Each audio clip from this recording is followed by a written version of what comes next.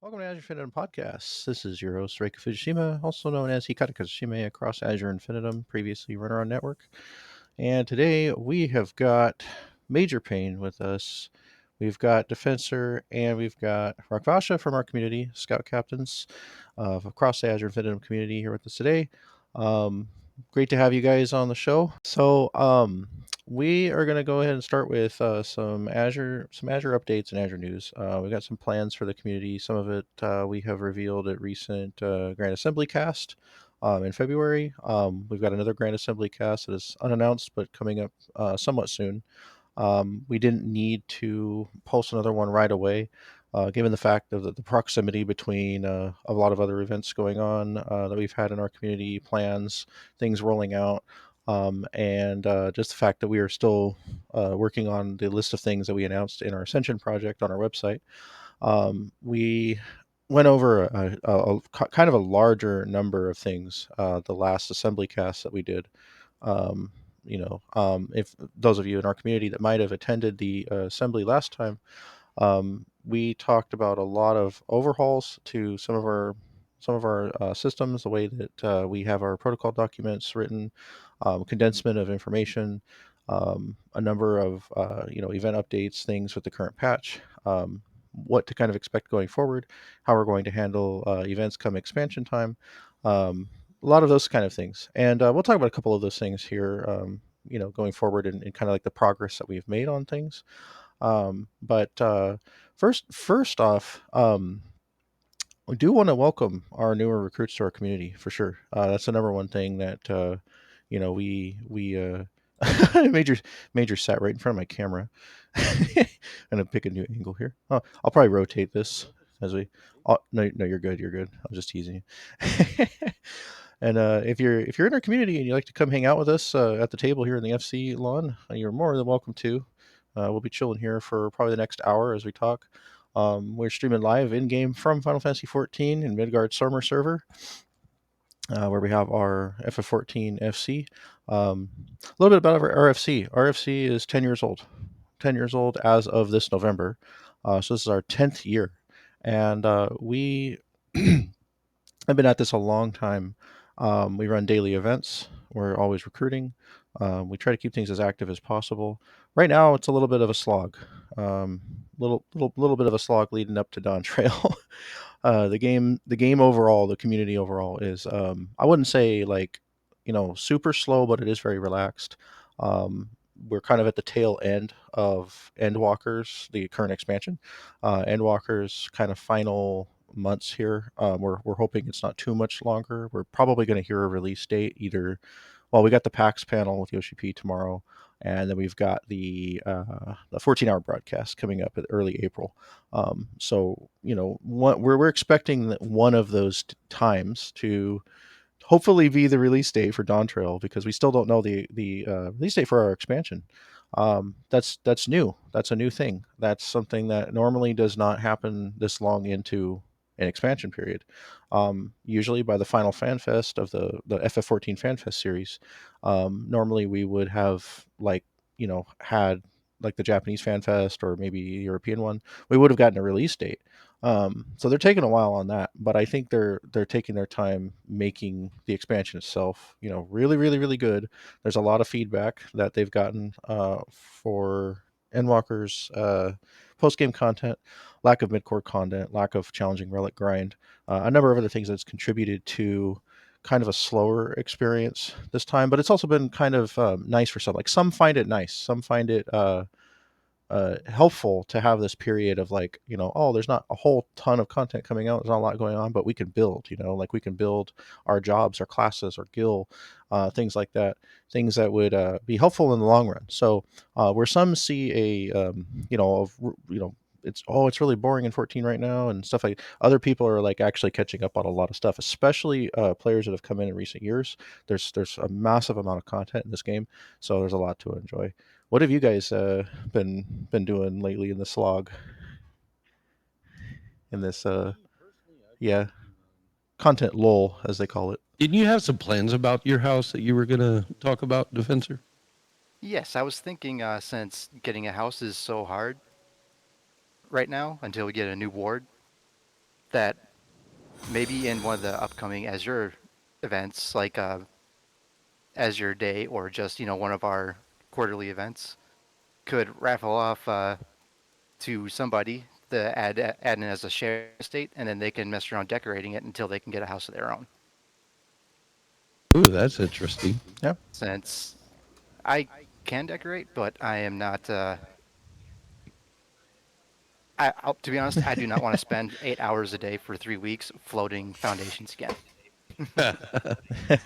It's very interesting that you say that because one of my previous ideas once I get a house again is that when new players come to the community and new players come to our FC, in between our quarterly events where my house won't be used for those event venues, I had actually planned to open that up to allow new players to kind of see different aspects of the game. One of my favorite things in the game is like glamours and mounts. And so I have been assisting newer players in getting those mounts, getting like the, that first hits free kind of thing to get into those different things. Or I buy them their first glam, I get them things that I craft or whatever else. That way I can show them the game isn't just about the combat. It's not just about the crafting. It's not just about the grind. There are all these different aspects that Yeah. most people never get to experience. And so I'd always thought once I get my house again, in the lull times when we're not using it for something special, I can make something special out of it by allowing newer players to actually play around with the systems that the game offers. That's interesting. Defensor, I pose a question for you. So, in your idea of doing that with your house, what would you say the difference between that and say somebody getting like an apartment or an FC apartment? Well, the main difference is that they have two areas they can decorate, and there's a lot more room, so they can have a lot more creativity.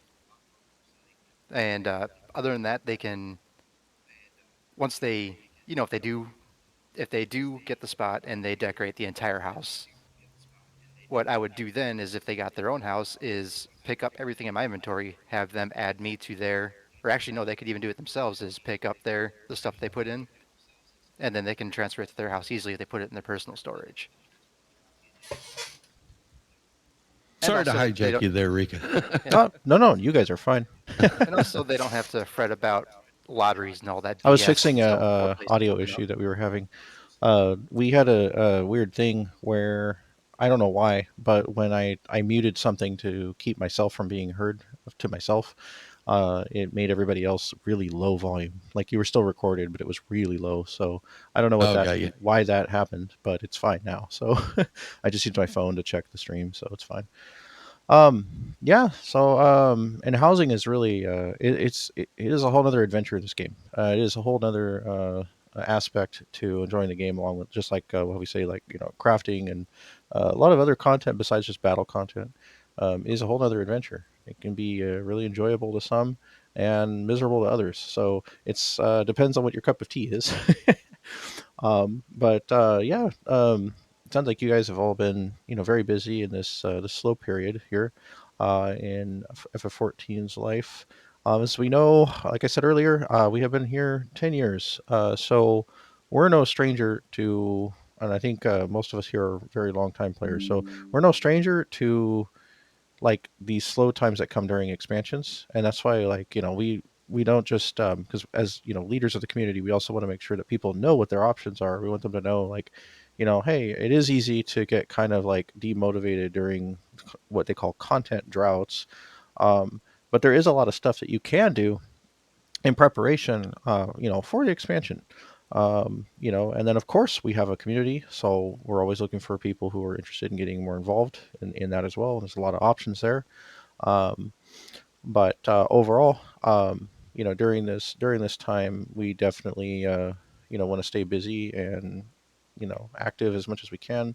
Um, See, and I think there's a bonus to content lulls in a way.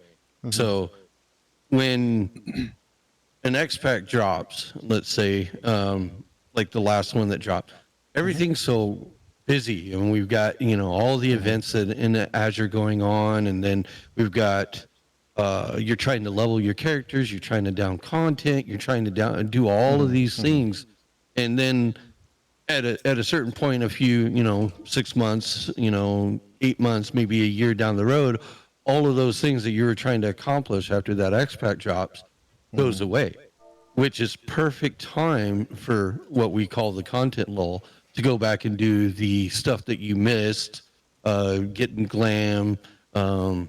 say you want to level an alt or something else, and Mhm. that during it's perfect time to do that during Yeah. the content lull. So I love content lulls myself. And honestly, when a new expansion drops, for like the first month or so, a lot of players look at it as almost a solo experience because yeah, they'll get together for like dungeons, they'll get together for Mhm, the mhm, trials, and they'll come to some of the events, but at the same time, everybody wants to get through that content. They want to see the new story. They want to mhm, feel the new arc. They want to get all their feelings into it, and they want to get like so engrossed in the game that it almost becomes like a single player RPG experience, except for the times where you need the party. And so when you have that content drought, that's when the community can actually band together to complete certain content things or unlock achievements, get Yep, mounts, yep. and actually work mhm, together. So it doesn't feel as if you're just playing through a mhm. story on a single player RPG. You're actually playing with your community and bringing that content that you just completed to the fullest. Yeah. Well, another nice thing of being in an active FC is also the fact that, like, when you are in that like you were saying, that somewhat single player experience of completing the content in your own personal journey, but you're also attached to this community that's there if when you need people for a dungeon, or when you're ready to do a trial. And it's just really a lot of fun, like when people that might be like close to the same spot as you in when you're completing the content, and you're like, hey guys, if anybody want to do this, the name, insert name of trial here. And and then everybody hops in, and then everybody goes back to working on their personal stories again, because we're all trying to get it unlocked as fast as possible. Typically, raids will also release a couple weeks following expansion launch, so that means 8-man raids are on the Eight horizon, mans. closer than I think we think they are Ooh. sometimes. I think we're like, yeah, that sounds really far away, but it's like, well, that's just a couple months from now. Like 8-man Tuesdays here in Azure. We'll Can't be wait. back in just a couple months doing the what is the Arcadian? I think it was called something like that. Arcadian raids, which is this time the 8-man's the original story, and the 24-man is the FF11 crossover with 14. Which that itself won't be out first. That's not the raids I'm talking about. The Arcadian 8-mans is the ones that'll be out sooner. I can't wait for it all. I'm so excited. I I got to can't wait poop. for it all either. Okay. Okay. You gonna be podcast on the toilet? No, I'm just kidding. Oh, we're not supposed to um, be on the toilet right now. All right. but no, I was kidding. Um, so what sorts of things have we been working on in preparation for Dawn Trail? Like Major was saying earlier, a lot of like resource gathering, getting jobs up. We've been really promoting, within our community to make use of this time, because when that expansion gets here, you don't want to be caught in the. I mean, if you're caught up to current content, you don't want to be like kind of lost in a list of things like, oh, I should have done spring cleaning in my retainer and I never did, and then all of a sudden you've got like a million new items coming into your inventory, things like that. It's a really good idea, a really really really good idea to do that ahead of time. Definitely consider doing some spring cleaning in your inventories, your retainers. If I mean, personally, I've got 10, and they have I been do. they're all almost completely maxed out in space, and I clean them out about every expansion. Here's a bunch of crap that I got years ago that might be semi sentimental, but do I really need it in my in my list, in my inventory? Things like that. I held on to these old event items that will never come back. Little things like that. Sometimes all kinds of stuff you can find. And don't forget, Dome and Enclave is a really good place to dump stuff, and you can increase your percentage. Of what you get when you sell there. There's up to 200%, which means you can technically get like 40K. I know it's just 40K, but it's an extra 40K you didn't have before, off of old junk. And if you haven't built up your enclave yet, it's kind of nice. You can go there, dump junk, and it's a little side story. Um, the other thing too, aside from just the standard leveling jobs, is getting your crafting stuff kind of ready to go. Um, Looking at how many relics this time is, it's easier than ever to get a whole list of relics. There's a plus side to that, and then there's the downside, of course, which is the lack of challenge and the lack of field operation area like Eureka Baja, etc. But the plus side is at least the fact that this time, you're doing your dailies, you're doing your like X roulette stuff. Um, you might end up having like a chunk of tomes that you could just dump and be like, hey, I've got these weapons that are super good and ready to go into the expansion. When you get to the expansion, you don't have to exchange or upgrade too much, really until you maybe like the later 90s, maybe 96, 97, 98, in that range. And I see Defensor has gotten bigger. I'm so much bigger now. Yep, Nah, you got I'd log in on the OG old guy. OG Defensor. Yep, yep, yep. And let's see. All right. Well, overall, what we as an FC or a community, our community is working on. So obviously, recruitment is open. That's a big thing that we always push. I always tell people that it's always a really good idea to make sure that our recruitment is open, and that we're managing it properly. We want to make sure that we find folks that are fitting for our community. Usually, it is not it is not hard to get along here in Azure. We have a small list of rules, a couple paragraphs on our website. Then there's lots of additional information that you can find as well on our rules page. Kind of gives you a good idea of what to expect here. Overall, we run weekly events. We do special events. We have we have our Discord and a lot of social sites posting news on a pretty regular basis, just about every day, across all of our games. We're also in Star Wars: The Old Republic, Fantasy Star Online 2 New Genesis, Guild Wars 2. Some of those we have actually started recruiting in recently. So those are new adventures overall in games that a chunk of our older members or upper ranks are kind of fond of or experienced in and played for a while. We need to get what we call Azure Wings going in those. Azure Wings are kind of a little more casual, groups that plan to do maybe one or two events per week in the future as they build. Our Destiny 2 wing is going every week. We've got 2 events a week there. We'll usually run maybe, depending on who shows up, we'll do dungeons, a raid if we have enough people, work on crucible bonuses for the week or gambits, stuff like that. But we've also, let's see, I did miss one, didn't I? Yeah, Elder Scrolls is another one that's a bit more established than our other wings. I think Destiny 2 is probably our most established one, but for sure we are basically just keeping them all open. We're considering what we're calling them early access per se. They're in a state of like folks can join at any time. They're welcome to, come in, join the guild, be on the roster, and then get ready for future events. as we recruit. So D2 is our wing that's running events right now, and then we're going to continue to add in additional stuff there with the other ones as those build up. I think our newest venture would be Old Republic, which is surprisingly very alive and has a lot of promise coming. The company Broadsword that took it from EA, they've been transitioning very, very well with their staff. A lot of EA people have gone over there to assist. They're actually really, really friendly online. Like I noticed on Twitter, they're very, very appreciative of like anybody sharing stuff and getting the word out there. And it's really cool to see them transition from the EA/BioWare parts of their careers to this new adventure with SOTOR, which I believe is looking pretty good so far. Patch 7.41 came out the other day. It brought a whole number of new stuff. They gave out a really beautiful house for free on the Galactic Battle Pass. Is really cool.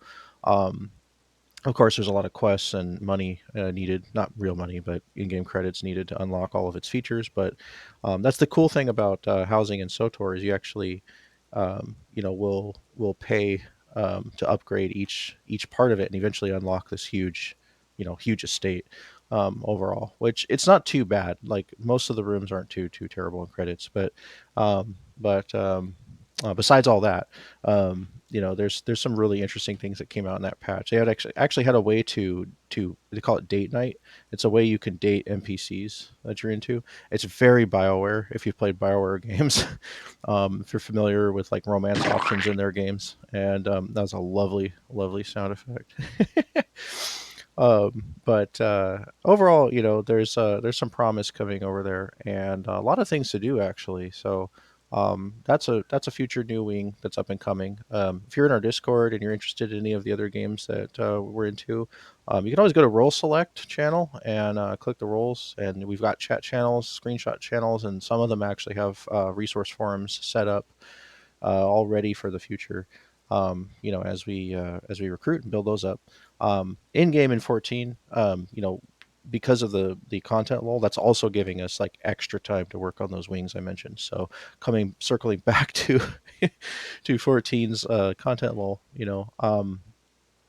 during this time, with our Ascension project that we announced about a month and a half ago online, a lot of that is just perfect timing. Like we find it really, really perfect timing to have this chance. Just like you guys have said here with me on the show. You mentioned all the things that you guys are working on, and then the stuff that we've got coming up for Azure, getting ready for the expansion. It's gonna be a good time. Um, but yeah. Um, let's see here. So overall, I think one of the most important things for our community is reflecting, looking back on what things that we have developed over time. Stuff like, for example, our rules page. It's very important for a community to have a solid charter. If you look at just about any respectable guild out there that's an organization that has been around for any number of years, typically it's extremely normal for them to have an outline of what's acceptable and what isn't. It's good that it's not a million miles long, and it's good that it's not too short either. And we've experienced over the years members being like, "Hey, I don't see a rule for this. What do what do we do?" And they're like, "Oh, you're right," and our council will review it and we'll be like, "All right, let's add it in." And I think over time, a lot of people like will say like, "Okay, hey, no, we've got a lot of stuff that needs to be organized in there," and we're like, "Yeah, yeah, you're right." So when we announced Ascension, we said that one thing we wanted to do is the best way that we can clearly define ourselves is to take a look at every corner and say, hey, this needs an adjustment, or this needs condensement. That's a big word, we've been using a lot. To go down and make sure that things are like the most clear. There's no like discrepancies or confusions anywhere. And I think we've done that pretty well. If anybody goes to our website, they can see some serious overhauls in different sections. You check out our charter, our about pages. Everything is, kind of been condensed a bit to be more clearly defined. It did seem that there there has been like some confusion in the past, and the amount of information is quite a bit. It's very easy to be overwhelmed over there on there. There's a lot of things to look at and check out. But making it easier on our community and then those learning about us to kind of get a better idea of our organization in general is kind of that's kind of what we want the most is just to make that process even easier and more clearly defined. Also, you guys can interrupt me at any point. I'm just just I'm just going along with our list of topics here. That's on cooldown. But um, so we had Rorlin pop by a podcast where we're out here in the FC lawn. We see Arden over there hanging out. Very nice choice of armor. One of my original characters actually wears that armor. Actually, though I haven't used her in a long time. It's been a while, but I've always been a big fan of that one. Let's see here. So yeah, we've been working on just kind of overhauling whatever little corners or aspects of the community we can find that organizationally, I should say. We've developed a new council charter for the council that we have currently and the one that we are building. We are 100% looking for folks in our community that are interested in stepping up to support positions. Support role is not leadership. Support is 100% being a member with access to support channels, folks that might be helpful or are interested in recruiting would, that's always there. That's not always for everybody. It's not a requirement either. But we always welcome folks that, be like, hey, what more can I do for the FC? And we've got a place for that. It's called Scout. And, there's folks in our community I know that know this information, but for those that don't, Scout is a very flexible thing. There is absolutely zero mandatory requirements of any rank in this community on the terms of like of time, like you must be this much time, you must do this, you must do. No, like what we do is we constantly telling people, do what you can with the time that you have, but don't exhaust yourself. We don't want anybody to exhaust themselves, but we want them to find value in these positions that they can take to better assist the community, help us grow. Because when we have the more eyes that we have is like light mods, for example, which are what scouts, scout rock just stripped there. And the more eyes we got from our assist core. Assist stands for Azure Support Scout Support. Sorry, excuse me, Initiative and Support Team. And in our assist core, you know, folks folks of various levels. There will be sergeants that are into Defensor, cracking me up. Uh, that's Defensor's bunny costume, guys. Johnny's not here, so I'm good. I can't get shot. Johnny will get you for pulling that one out. But it's an inside joke of ours. Yeah. Anyway, that diamond armor, I will always love that armor. That's always really cool. Uh, but yeah, support positions is another thing that we're building. Just overall fine tuning our community and working on information and our documents and things like that. Um, so as we are a global community, some people might wonder, wow, that's a lot of organization for a free company in 14. And they're absolutely right. It is a lot of organization for a free company in 14. In fact, the amount of effort that goes into this project is quite unique. Um, and some people, like we completely understand, might be confused by that. They might say, wow, you guys are extremely organized, and that's very attractive to a lot of people who see the effort put into a community. Um, and but they also may not realize at the same time that we are also a global community. So overall, Azure is Azure outside of 14, within 14. Our rules charter is universal, and we don't expect anybody to like read the whole entire thing before coming in here. We just want to make sure people know the general rules, which is a short 2 paragraphs on the website.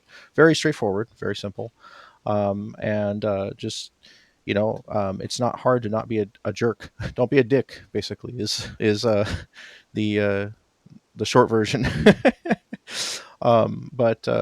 But yeah. So preparation for Dawn Trail is going on. Recruitment is a little more heavy than usual. Want to make sure that during the slog, the slow lull, content drought, if you will, is seeing continued activity. A lot of people are on break. A lot of people are playing other games, and that is a perfect segue into the next thing that we wanted to talk about today.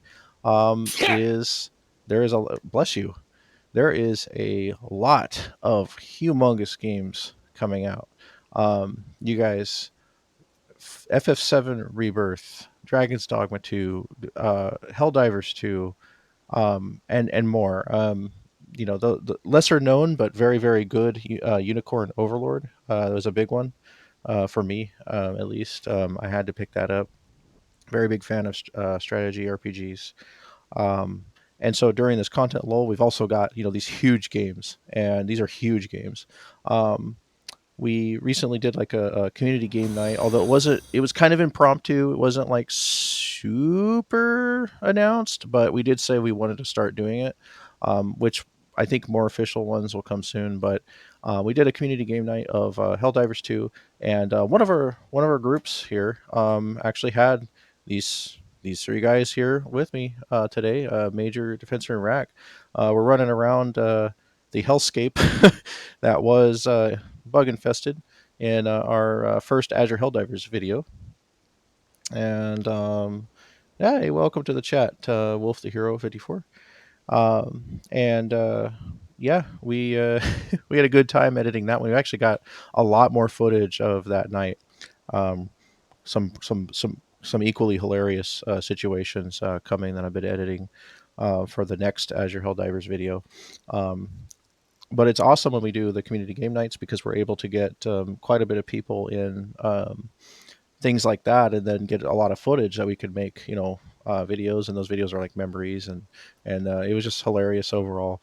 Um, I think my one of my favorite parts of those videos is like where the chargers are coming in. I forgot. I think it's because it's in Defensor's view. There's this part where he's like turning and looking around, and then all of a sudden you see it on this ominous shape of a charger on the horizon coming in. It was pretty good. Um, Best part's when you get steamrolled by one. yeah, and Major experiencing Helldivers 2. One of the first times in the video was pretty golden. But yeah, speaking of Helldivers 2 specifically, how have you guys been enjoying that game? I've been enjoying it. In fact, they have an update here coming pretty soon that I've been seeing that they may be bringing out squads. So I'm hoping that if we get enough people playing it, that we may be able to potentially make that into one of our wings as well. Yeah. Yeah, I mean, I've been playing Helldivers pretty much daily. I absolutely love the game. I think fighting robots is way more fun than bugs, but uh, playing on the highest difficulties, it is Mm-hmm. absolute chaos, but it is a fun Okay. chaos. Yeah. It's pretty chaotic. I haven't fought the robots yet. I fought bugs with you guys, but It's definitely one of those games that you could just shut off the brain. they've got flying bugs now. Yes. No, don't listen to the bug sympathizers. There are no flying bugs. There are no blue lasers. Well, they fly It's when all I shoot them with propaganda. rockets. The bug sympathizers. Yeah, I noticed on their on Twitter it sounded like they at first it was like a mystery, but then they confirmed it. The flying bugs. It's like they put it in there and didn't wanted to see if people noticed first.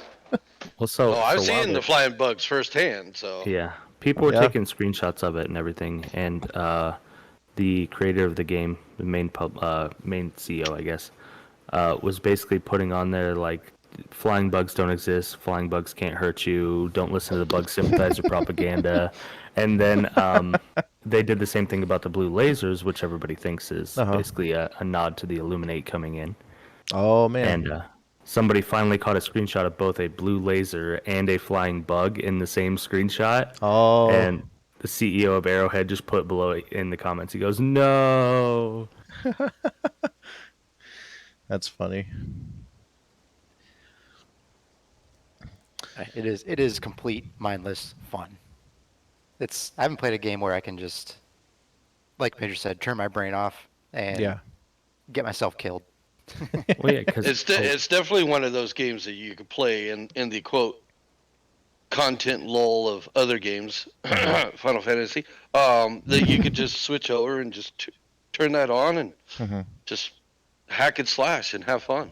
oh yeah, most of it's just based on reaction. So I mean, you don't really have time to think. You just react to the moment and just go with it. And I think that's what makes it a beautiful experience, honestly.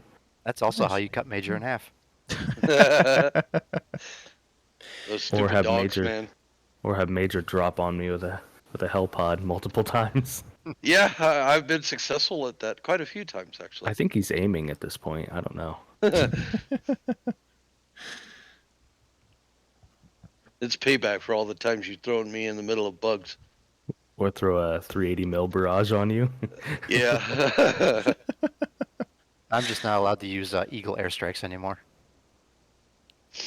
I keep killing everybody. The funniest thing is when you throw it and it bounces off of something, and then it bounces like right next to you, and you're you can't run. So the only thing you can do is just stand there and watch it. I had a 500 kilogram eel bomb bounce off of a charger and land at my feet. It was terrifying. The bounce mechanics in that game are actually pretty good. I like it. I saw somebody throw a what did he threw a reinforce and it bounced off something and attached to him. And so the person came down and squished him, and I was like, "Oh, this is perfect." I think I was in that one with you, because I seen the same thing. It was on a wasn't it on a charger, on the nose of a charger? No. They I think in this one they bounced it off of a building and it attached to him. I've thrown an orbital laser on the front of a charger and then it ended up burning me. So it attached to the charger. Charger hit me very, very slightly, but the beam just ran straight through me and just burned me alive. Oh my god. Yep. The last time I played, I learned a very valuable lesson, and that is that stratagems will stick to the personal shields. So be careful when you're chucking those around people that have that backpack on. All right, new mission unlocked. I mean, And my initial reaction when just going straight into battle, because I think my first experience was like a higher level battle with you guys, and those big chargers, man, like it's hard to get away from them when they get up close. Like you basically just have to like lunge forward. There's not really like a full on. Doesn't feel like a full on dodge roll. You're just kind of like a jump to the side here and there. But it kind of like adds to the scariness of it being right on your heels. There's a couple times like that in the Helldivers II video that we did, where we see like a charger coming at Defensor, and he just gets out of the way just barely. I think towards the end of the video, towards there's the extraction, that was a close call. That was pretty funny. But yeah, it's a fun game. We like to see more people in the community. If you have Helldivers 2 and you want to do some runs with us, we would love to do some groupings on that. If we can maybe schedule like a more scheduled community game night too. I know that would probably do it the best way. Get everybody in at a certain like time and use our grouping methods. And like Major said, there is like a clan type thing coming, right? I don't know much about it, um, but he was talking about that. So potentially Helldivers 2 Wing. We'll see how that goes. The game continues to develop. Adding new stuff all the time, it seems. So yeah, at a tremendous pace, really. it's fast, yeah. I wonder how much of this they had like ready to go prior, that they're just kind of like like rolling it out, or are they making new stuff as they go? Like it's And really interesting. yeah, it's interesting to think that because there's also many people that have played Helldivers know about Joel, who is literally the game master of Helldivers II, and he basically decides the difficulty, the world orders, everything. Wow. It's under the purview of one man who basically goes, okay, this is too easy for the players. I'm going to make it harder on them by giving them, these debuffs on Wow. these planets. I'm going to make the bugs take these planets, the automatons take these. And then if it gets too hard, he goes, okay, I'm going to allow the players to use these specific stratagems for free in their missions. So they'll have their normal ones, and then they can use these ones for free, or they get these buffs, or we just got the mech suits recently. So it's really nice to kind of see that they're not only working on it on the back end, but they actively have one person watching, playing, Wow. and managing the community to work towards these things. So I'm excited to see what That it is does in the future. awesome. And when he takes breaks, he will force to join other people's sessions and spawn like the highest tier enemy he can on them. Wow. There was Yeah, there's a video online where yep. he dropped like 11 Bile Titans on like a Holy bunch of crap. streamers. Oh yeah. Wow. There was one bug breach Wow. that came up, and like 11 Bile Titans just spawned on the horizon. Yeah, I forgot Wow. his name. And everybody in the stream went. Yeah, it was great because it was a big streamer group that was playing it, and they were bringing a lot of attention to it, and they do pretty much daily. That's I think it was cool like though. Operator Drewski. Yeah. Yeah. Yeah. Well, yeah. Helldivers 2 can get pretty chaotic. Pretty chaotic. A lot of people will say, playing it alone is one thing, but if you get some friends together, it definitely adds to the experience. Playing with friends is, usually always funner, more fun. Uh, but More funnest. more funnest, yeah.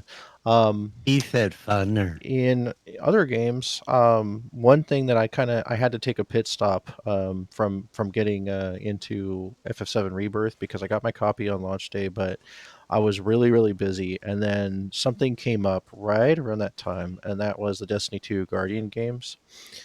Now I don't know how much everybody here or watching is into Destiny, but it is actually a pretty elaborate event. It's an event that comes around every 2 years, or not every year. I'm sorry, not every 2 years. Every year, for 3 weeks. Yeah, 3 weeks. Um, and instead of just being kind of like you go in, you get your seasonal rewards, etc. This thing is like really interesting the way they've got it all set up. You're basically fighting for your class. So there's three major classes in Destiny: the Titans, the Warlocks, and the Hunters. And everything you do during Guardian games groups you with your class and scores points for your class. And depending on like what you're, if you're playing like Crucible, the class, it's like a class war kind of. Um, if you're doing a Gambit, it's like kind of the same thing, just different objectives. But we had like what's called focused activities. So for a period of time during the day, about every 3-4 hours, there's something called a focused activity, and it would tell everybody in the game like, hey, here's this thing. Well, I mean, you kind of have to look for it. It's at the tower, but it's at a place that it's not normally at, and on the map it just shows you. And it's like, hey, everybody, for the next 3 hours, this one activity is going to have like mega rewards, and it's also going to help score the teams based on the individual classes for the next like 3 hours. And so people would all, tons of people would go into these game modes. I'm really surprised. I mean, I don't know if there was or not, but I'm really surprised I didn't experience any crashing because it was like a crazy, like grouping was super fast. Faster than I've ever seen parties form in Destiny 2. And as we know, the Destiny 2 servers can sometimes be a little shaky sometimes. But this was amazing. Like, just it's like the Olympics of Destiny. You've got all three classes versing each other overall, and then you've got your own personal stuff too.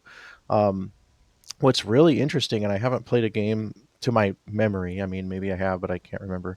I haven't played a game that I know firsthand that has done this, but there's actually a physical reward for playing this event in the game, like physical IRL reward. You have to pay for shipping and buy it and everything, but like it's locked on the store unless you've earned gold in the game. Like you can earn gold in the game and then get a gold medal in real life from it, which is really cool. There's a ton of cosmetics unlocks. stuff that might be on the store cash shop one day, but it's on the in-game currency like the next day, which is really neat. There's the ability to actually upgrade your event. Like you could pay, you did have to pay. It was, it is a microtransaction game, but you upgrade your event by upgrading what's called the event card, which increases the rewards for the challenges you're doing, and it just showers you with even more stuff. And so it was kind of a rabbit hole I went down because I was like, well, I haven't been around at the time of the Guardian games in the past. I've been playing Destiny for a couple years, but been more serious about it for our wing, within the last year or so for our Azure wing. But going in there and it was like, right at the start of the event, it was like tons of content to unlock, and it just I find it interesting that it just kind of flows the classes, the scores of the classes across all events, so you can actually see like a live like reading of like how many classes are scoring, what they're scoring and how many medals they're turning in, because everything gives you medals. There's like multiple layers of medals that you get, and then you turn them in at the tower, the main central hub in the game. And whatever you're turning in also goes not only towards your progression, but also the whole game's class progression for your class. And so at the end of the 3 week period, which is coming up here pretty soon, there's just a few more days left. They'll announce like which class won it for the year. And there's like always a little statue that they put in the tower that stays there for a year, and it's just really neat. It's really cool.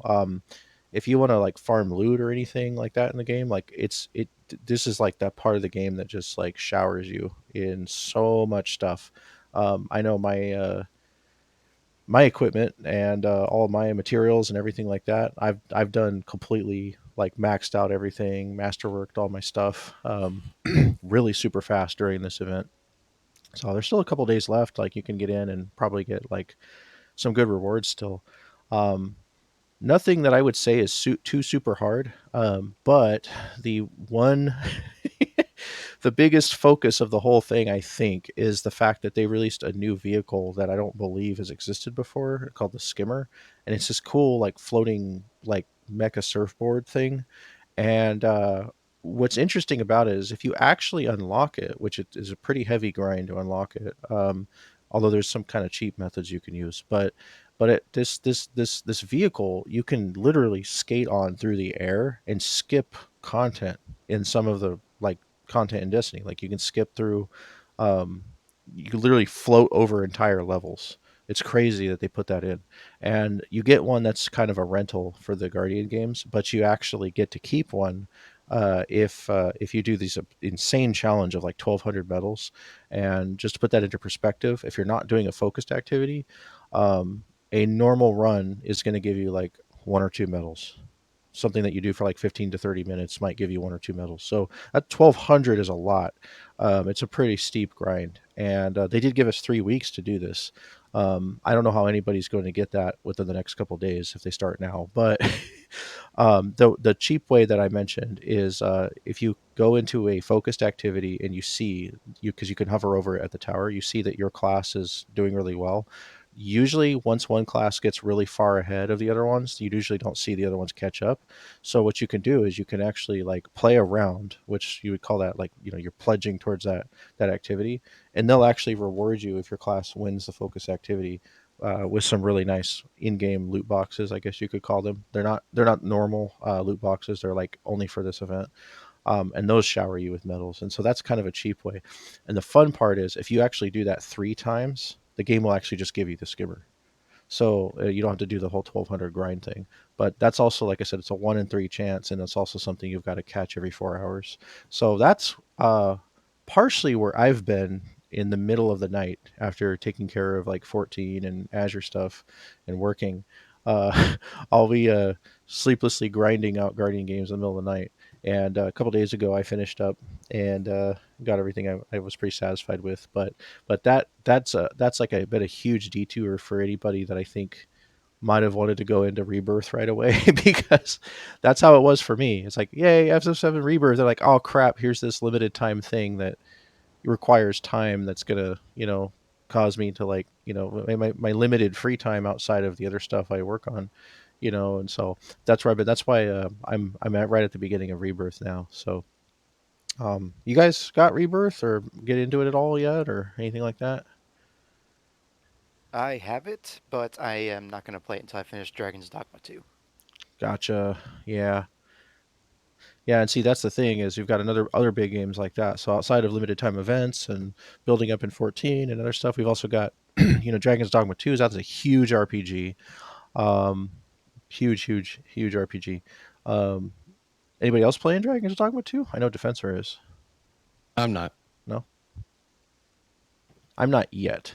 I will get it because I love the series, but uh, I got to get these other gigantic RPGs. I've got multiple expansions of other MMOs to plow through.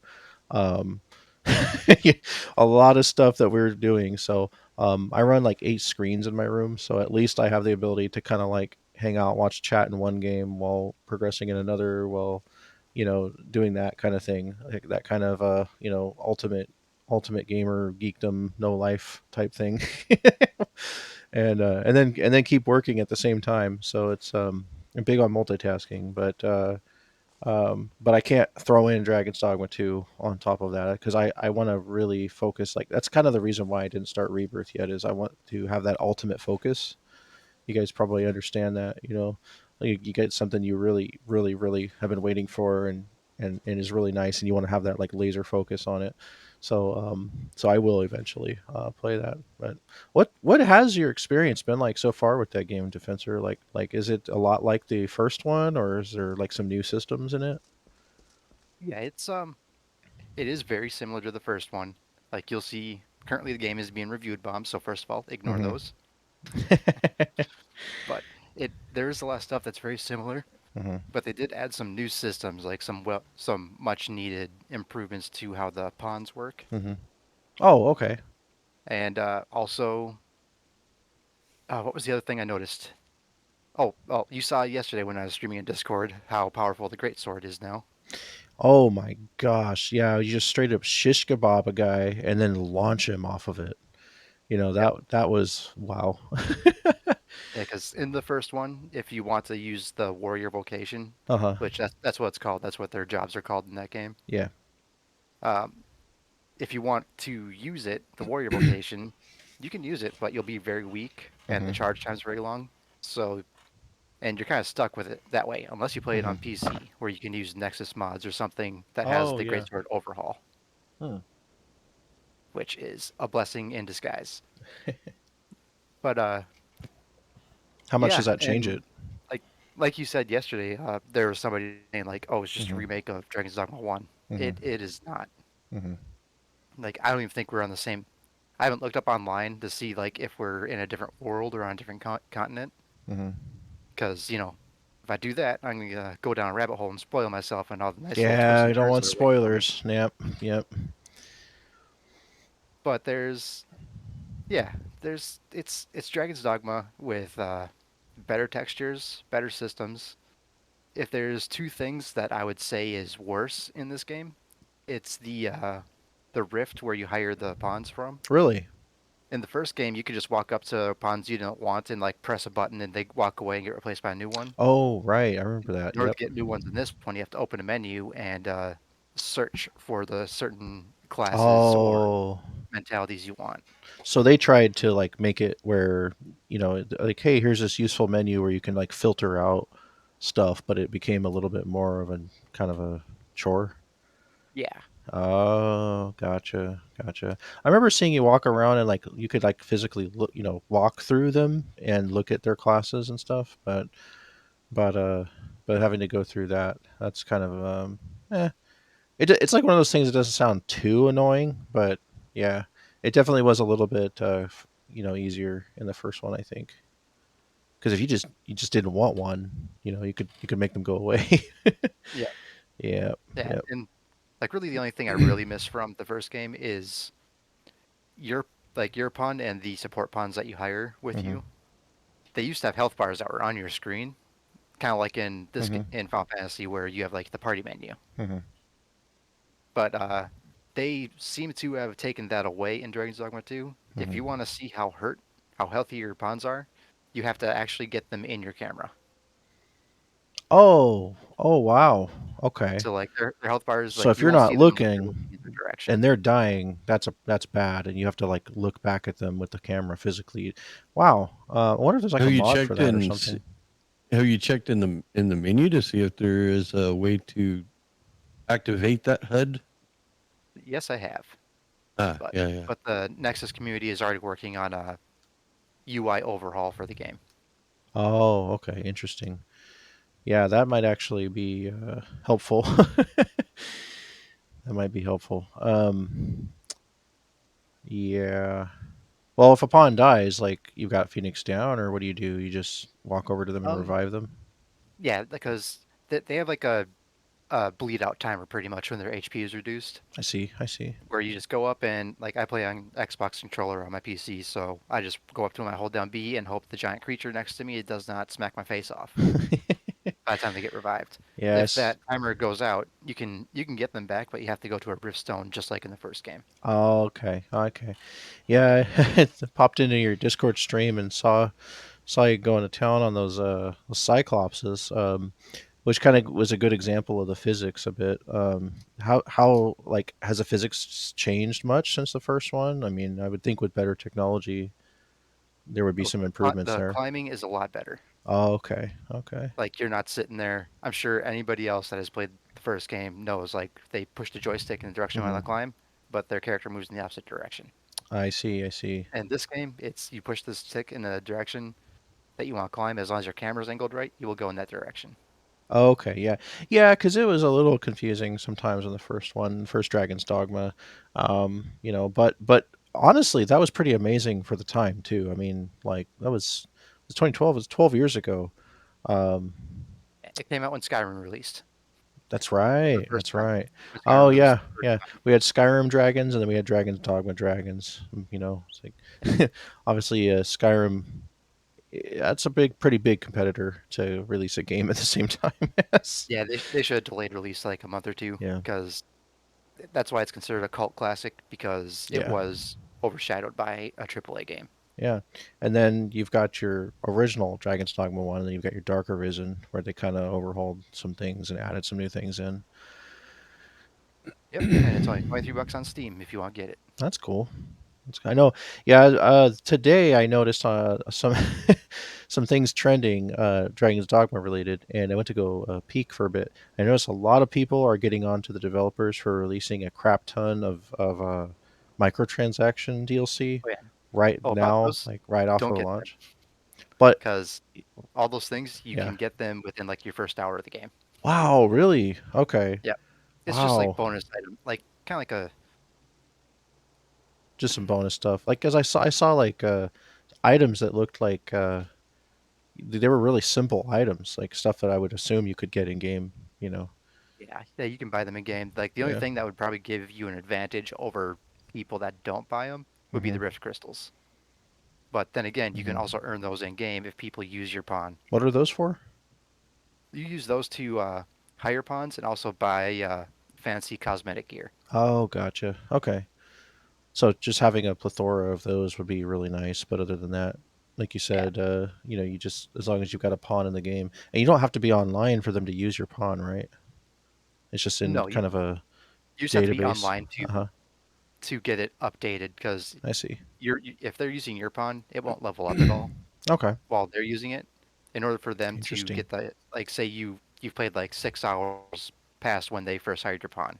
Uh huh. Well, if they release your pawn, then rehire it, and you went to a inn sleps to update your pawn, Hmm.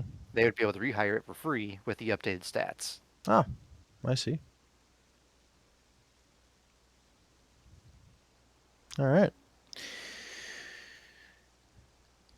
Yeah, I think CC, one of the other scout captains, he was telling me earlier like a game that just released and they already have over $40 in DLC, and I was like, oh yeah, a lot of that's already in the deluxe edition too. So Yeah. if you do buy it, make sure you pay attention to what you're clicking on. Yeah. Yeah. That's always important. Yeah. And I mean, my initial reaction was like, well, I mean, people are mad about it existing, and I'm not a huge fan of microtransactions myself generally, but I mean, I look at it as like, hey, it's there, it's an option. You don't have to have it. You're not missing out by not getting it. And like you said, a lot of it's stuff obtainable in the game, and it's not like if you were to just get the game and never look at the store, you'd be fine. But if you're just selecting everything, it's going to get expensive. But at least the game itself is very, very good alone. It's getting some decent reviews across the board. I know reviews are here or there sometimes, but at least seeing the consensus being like eights and up is pretty reassuring. And then like just from watching your gameplay alone, I can tell it looks like a solid game. I know I don't know if you mentioned this a minute ago, but Dragon's Dogma 2 has a interesting save system. It's pretty easy to if you're going on a long adventure, it looks like it's kind of easy to lose some progress because you can't save when you want to. It's all autosave. Yep. Yeah. Yeah, it auto saves. It auto saves in I think set increments, and also if you do certain things like rest at an inn, use a riftstone, Okay. and I haven't had any huge. Like you saw yesterday when I jumped off that cliff Oh 30 yeah. times. I remember that. I didn't lose much progress because I thankfully used a riftstone beforehand. Yeah. So But you basically it seems just to save enough where because I yeah. had this trek where Major was watching me play a little bit earlier. But Mhm. after he left, I walked down the trail for a little bit longer, and I got killed. And it just sent me back like maybe 5 minutes into the past. Oh. Yeah, so basically you ain't too just want to bad. train yourself to recognize those rift stones and ends as save points. And then just as long as you're thinking of in that way, you're basically like, oh yeah, that's basically a save point. And there is a save option. There's a save and return the title, save and quick game. That's it. So you don't have to worry about waiting for an autosave to trigger to stop playing for the night. Oh, right, right, right, right. Well, that's good to know. That's good to know. You guys been playing anything else? There's a lot of stuff been coming out. Deep Rock Survivors, Yeah. which that's pretty fun. It's only $9, so I figured why not? Checked it out. It's actually pretty fun. Yeah. I play a lot of obscure games. Yeah, So. he goes to one of those you know websites. Leisure Suit Larry. No. I'm talking like a lot of Like anime survival games. games. Like Sunken Land is one that I've been playing on Wednesdays with some streamer friends of mine. Super Auto Pets, which is a free auto battler that's actually really, really fun. Super Auto Pets. Huh. Yeah, it's on Steam. It's this really interesting auto battler where each kind of animal that you can get has its own special ability, and they can play off of each other. For instance, like if you get a camel, every time the camel gets hurt, he'll buff the thing behind him. If What you do get they an call elephant, that? Camel toe? something like that. Um, if you get like an elephant and he gets hurt, he'll actually damage the thing behind him. But if you put like a peacock behind him, every time the peacock gets damaged, it buffs its attack. So Oh wow. they hurt Okay. your elephant, you hurt your peacock a little bit, but it gets a massive buff in attack, and so you play against other I could people. hear Major just wanting to make a joke about hurting your peacock. Yes, yeah, I can already hear. I'm just gliding past it. You got your peacock behind your elephant, and yep. But yeah, so it's a really kind of obscure auto battler, but it's really, really fun. Okay. And so I play that whenever I have some spare time, as well as like a bunch of other different games. When So when you say Super Auto Pets, my first initial reaction, my first thought was like animals on wheels, like like a destruction derby style, like super auto, I wish that might be cooler. So something like Autobots or something? Is that where your mind's going? Well, it's like a giraffe with like four wheels and like guns coming out of it, like yeah. Oh my god. Like Twisted Metal, but instead Yeah, of the cars, yeah, they're yeah. animals. Yeah. Super Auto Pets. It's really fun. And they've got their free packs and then the free weekly packs. And then they have a bunch of DLC paid packs that are like obscure. They recently released like a unicorn pack or something, which has a whole bunch of like mystical animals. It's interesting. The but- unicorn's good with a horn. You just stab other pets with it. Yeah, other than Helldivers, I haven't had much time to play anything else. That will hopefully be changing soon. Yep, I hear you. We got them super side projects going on. Super duper. Yep. Yeah.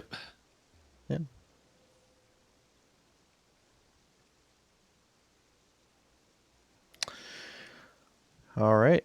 Let's see. Well, we're actually getting pretty close to the end of our podcast. I just actually looked up the time. Just looked the time in the corner screen.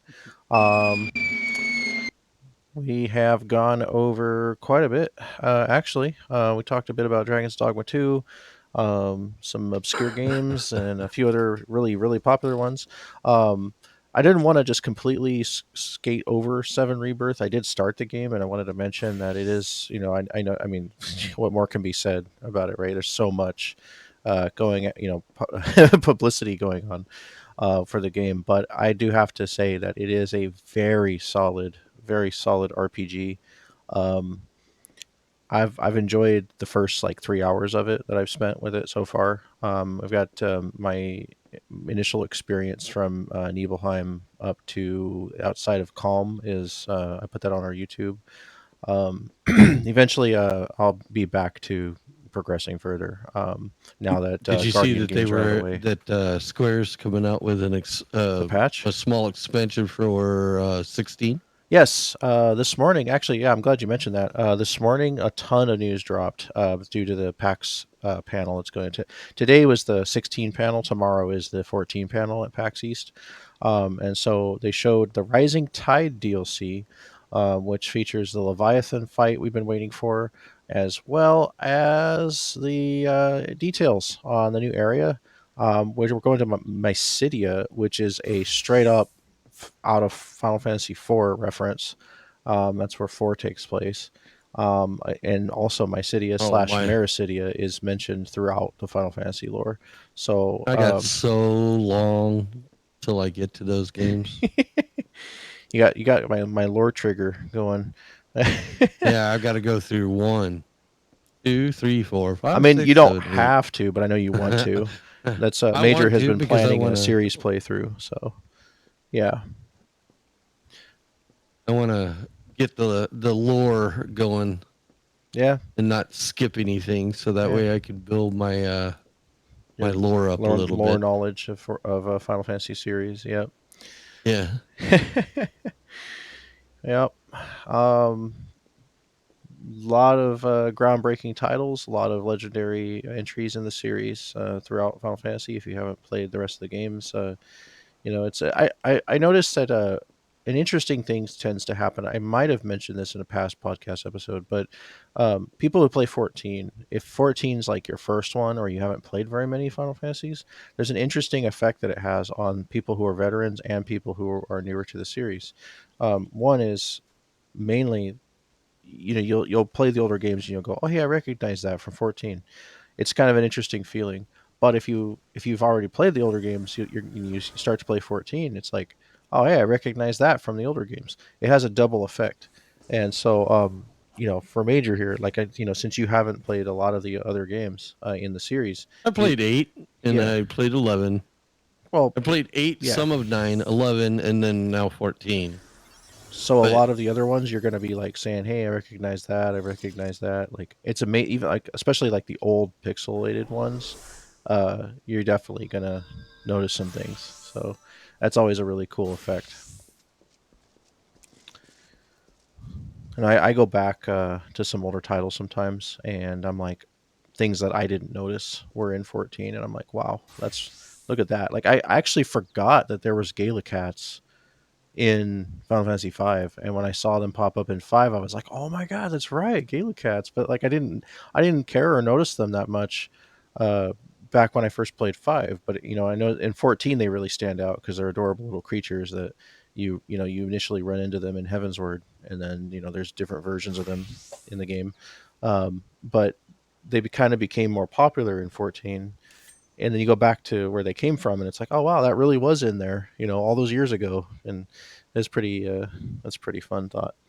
Anyway, that is about all the time we have for this Azure Infinitum podcast. Thank you guys for coming out today to watch the show or listen and comment. Thank you those who subscribed today. This episode will be on YouTube pretty soon. Here, I'm just going to edit the video and put some of our stuff in the our opening and all that in it, and toss it up on YouTube so folks can watch it later. And and um, we we did talk a Gonna bit make it about hard for 14 you to edit plans. that out. Nah, we'll leave that in there. Um, but it's just real quick, circling back to the beginning of the podcast, we have a lot in store coming for FF14 Free Company and our overall community through Azure Wings and the work that we're doing in game to keep up our events. Even though the content lull is lasting a long time, we're still seeing solid parties every week. They're always open for those who want to join them. They don't always have to be massive. They can just be open and available for those that want to pop in and join a raid night or a map night, mount farms, etc.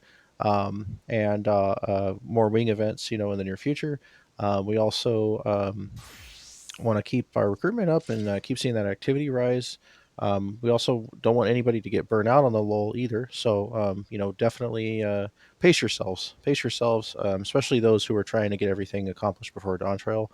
I know a few people have messaged me in the community like, I'm trying to get all this done and I got to get it done in time. And and it's like, well, don't burn yourself out either. That's very important. But yeah, we will be announcing the next Grand Assembly / Assembly Cast pretty soon. So keep your eyes open for that. And or keep your eyes out for that in the announcements channel. And I think that's about it that we had for you guys today. Our podcast is returning in full. So we took a break for a couple months, and holidays went by. Um, the content from some of the new patches, we decided we were going to roll with a different cast. I know some of you that might have been listening in the past might miss some of our old casts, but it's a new year, new cast. We've had folks that have moved on to other interesting things, and we're here, looking to record probably about every 2 weeks. We want to say so. We're going to continue with our bi-weekly model of our podcast, and you guys can expect us to do a stream here and chat, and folks are welcome to join us in game while we hang out and chat in our Twitch chat. And if there's anything you guys would like to talk about during the podcast, or would like us to comment on, feel free to comment. Go ahead, like and subscribe, follow on Twitch. Really helps us out and gets us a little bit more exposure. But ultimately, this is for our community and those that are discovering our community and want to come here and hang out and have a good time. So that's what it's all about. Thank you guys a lot for joining us. Oh yeah, I see. Major is done. He's done using the restroom now. He's on the pot the whole time. Oh my, yeah, that's I was gonna say there's something you can get for that. At least you didn't hear the. Oh boy. No, we heard it. We heard it. I think we heard Yeah, it. you were just the entire time. Oh man, you guys kill me. Um, yeah. Do you guys want to say anything before we head out here? Major. Anybody? I am looking forward to seeing how many people now that Xbox is live and Midgard is open. I'm looking forward to seeing hopefully some new faces come around. That would be completely awesome. I'm also looking forward to. There's a group of people that I've been working with on bringing up some new people to council, and Two of those people are with us today. Ooh, early I'm looking reveals. forward. I'm looking forward to some of these people coming up to council and filling out For sure. some of our ranks again. Um, I've got some people that I'm looking at potentially filling in their spots as they come up. There's just a lot of things on the horizon that, even though we are in a content lull, it's great because it gives us time to kind of Yeah, it's a building step back period, and for work sure. on building and restructuring. And as you said earlier, we went through and redid all of um, our documents for our website and everything else, Fresh coat kind of of, paint. Yep. you know, bringing it down to where it's more finite, it's easier to understand. It's everything's pointed. So like when we bring somebody up into say scout captain, or let's say lieutenant, Yeah. and now we have documents set up right where we can link directly to them. It makes so we've completely streamlined everything over the last few months. So a lot of things are in the background still working on. Got a lot of FC stuff as far as like houses and whatnot going on. Trying to work with some new members, trying to get them interested into doing some of that stuff. Um, it's just there's a lot of irons going on right now, and it's for sure. even though it is a content lull, there's still a lot of things to be busy about. Right.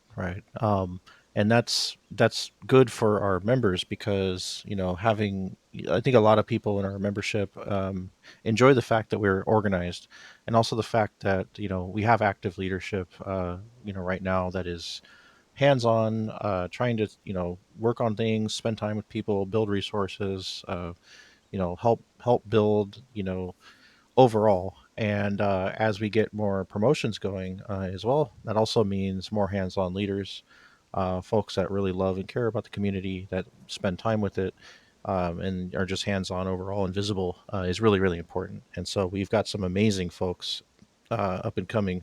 There'll probably be some announcements in the near future who will be taking leadership positions to help Yeah, they drive first Azure got to win forward. a PvP content or a Oh contest, yeah, right? yeah. Oh, don't you know? You gotta beat the the tournament in order to get into council. Don't you know? No, that's a complete Easy. joke. It's a complete joke. All right, you Sorry, guys. I had to do that. No, it's legitimately funny. It's legitimately funny that we've heard a couple people express like that confusion, and it's like, where did you get that from? Like, where in the world did you come up with that?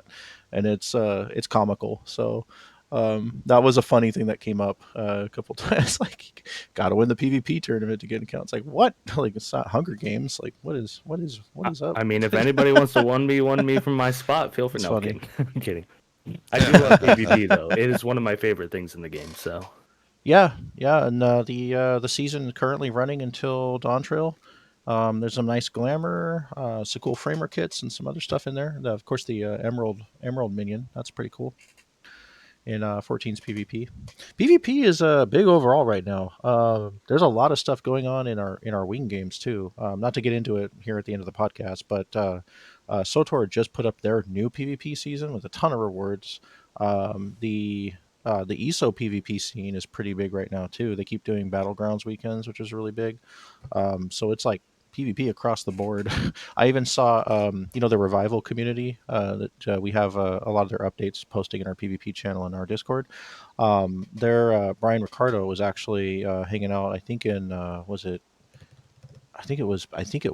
Was it Star Wars PvP? Like he was doing one of those.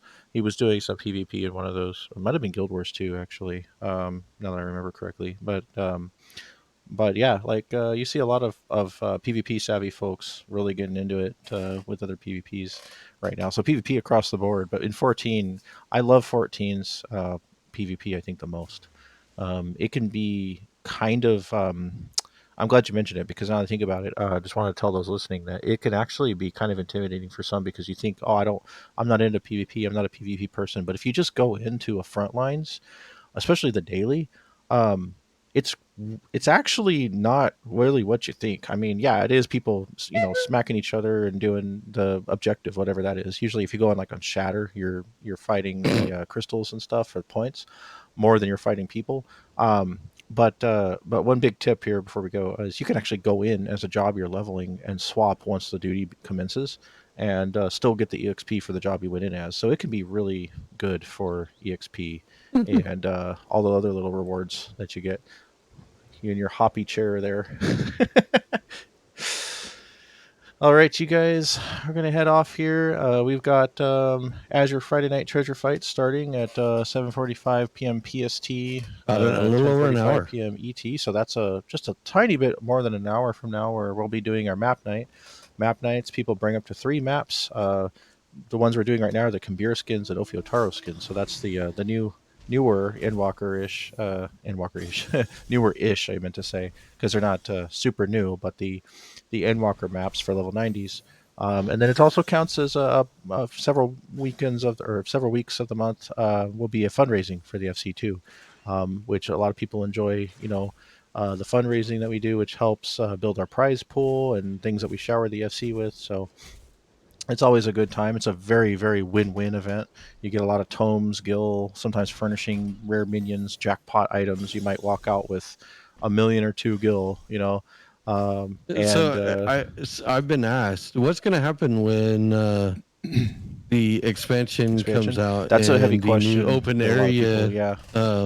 content comes out, because we used to run that on Friday nights. So what are we going to do? Are we going to put that back on Friday nights and put maps, Friday night maps back on late night Thursdays? Which most that I've talked to about that have said that they don't mind if it's on Thursdays. So Right. what is our plan with that? I wouldn't say that we have a solid plan right now because we got to see what the details are for the new field operation area. New field operation area obviously is not going to be out for a while, so there's no need to make a solid statement just yet on that. But typically, yeah, we would have the field operation like Baja or Eureka Day be a Friday in Azure. Um, Given the fact that we used to do that as a prime time event, prime time is I mean that's debatable, but it's usually roughly a time that meets all of the time zones, best times for things. It's usually like a 5 p.m. PST type deal, which is 8 p.m. EST. If we did that, that technically wouldn't conflict with the Friday night maps as it is right now. It wouldn't. So it could either stay the same, or if it's just too much, or maybe by the time we get down to that point, there's depending on how the host scene looks for how many hosts we have and who's available, it could always go back to being late night treasure Thursdays.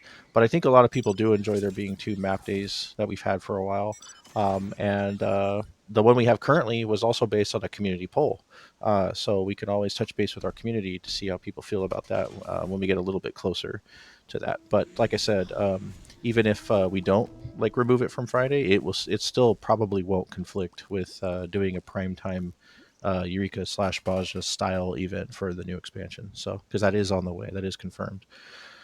So Fridays are going to be even more exciting in one way or another. So, but that is all the time we have for now, guys. So we're gonna say goodbye and thank you for watching, and we'll see you around the community. Yep. And everybody have a good. Yeah. Don't forget, you can always visit azure-net.com to check out the content that we post. We'll have a little bit of community content with a lot of other media. You can also visit azureinfinitum.com, which is our community site. Those that actually join and register on our site can have access to our forums, online contests we do in the future, some wing content, things like that. And our Discord is always available. Discord.gg/Azure Infinitum. You can also find us on many social media sites, the main ones, the most popular ones, as well as some that are a little bit more obscure as well. Those links are all either on Azure Twitter or in the directories that are on the website and the Discord. Thank you, guys. See you next episode.